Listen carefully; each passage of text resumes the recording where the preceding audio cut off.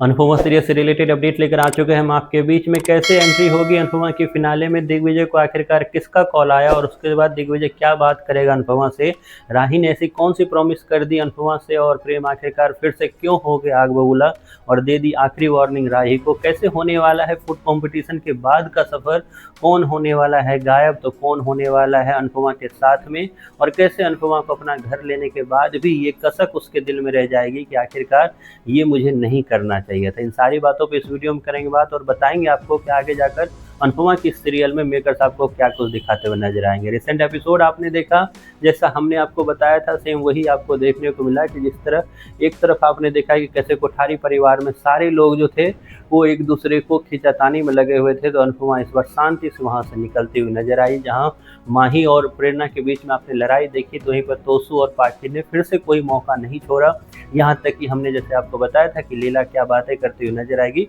वो भी आपने रिसेंट एपिसोड में देखा। हमने ये भी बताया था आपको कि किस तरीके से कोठारी परिवार में जो है प्रेम को एहसास दिलाया जाएगा कि किस तरीके से अनुपमा खुद हार गई है, क्योंकि अनुपमा को चोट लग चुकी थी। तो ऐसे में सवाल ये है कि आगे जाकर प्रेम कौन सा डिसीजन लेगा, क्या प्रेम अपनी इस जीत को जीत मानेगा या फिर उसके आसपास के जो लोग हैं खास करके गौतम, वो इसे फील कराते हुए नजर आ रहा है खास करके कि वो जो ये जीत हासिल की है उसने एक तरह से सही जीत हासिल नहीं की है। आगे का सफर आखिरकार कैसे होने वाला है, फिनाले में अनुपमा की एंट्री कैसे होने वाली है, दिग्विजय को आखिरकार किसका फोन आया, अब इस पे बात कर लेते हैं। हमने देखा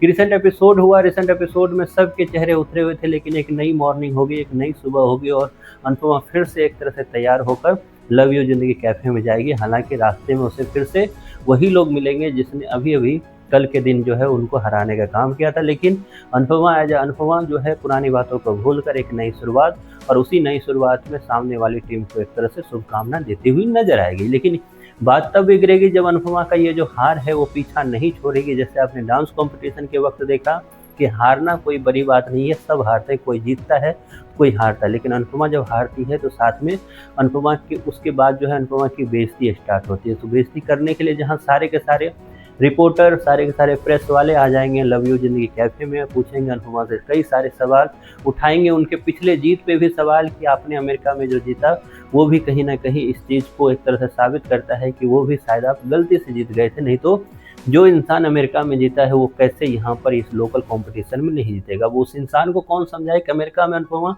अकेले जीती थी, यहाँ पर इस लगान टीम को लेकर जिनमें आपस में ही सुलह नहीं बन रही है, इस लगान टीम को